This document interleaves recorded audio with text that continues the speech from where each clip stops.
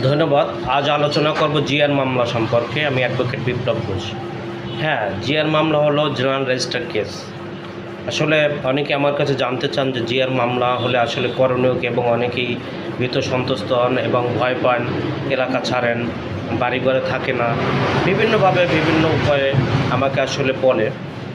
আসলে জিআর মামলাটি থানায় যখন দায়ের হয়, তারপর তদন্তকারী কর্মকর্তা বিনা ওয়ারেন্টে আপনাকে গ্রেপ্তার করতে পারে। হ্যাঁ, বিষয়টি সত্য। তবে আপনার কি করণীয় এবং আপনি কি করতে পারেন? যখনই আপনি জিআর মামলা হবে, তখনই আপনি একজন বিজ্ঞ আইনজীবীর শরণাপন্ন হবেন। আইনজীবীর শরণাপন্ন হয়ে উক্ত নথিটি এবং এজাহারের কপি উঠিয়ে বিজ্ঞ আইনজীবী এটি তর্জমা করবেন এবং তার পরামর্শেই যে কী করণীয় সেটা হবে। আপনি যদি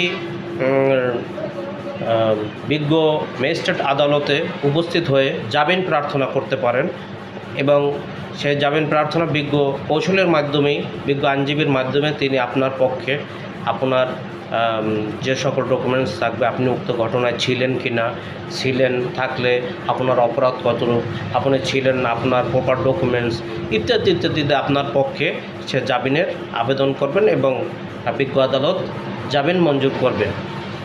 আবার বিজ্ঞ আদালত, অনেকে বলে যে জামিন মঞ্জুর নাও তো করতে পারে। হ্যাঁ, বিজ্ঞ আদালতে জামিন মঞ্জুর করা বা না করা সেটা একান্তই বিজ্ঞ ম্যাজিস্ট্রেটের এখতিয়ার।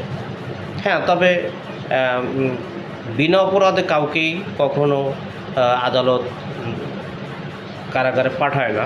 যদি মনে হয় বিজ্ঞ ম্যাজিস্ট্রেটের যে আপনি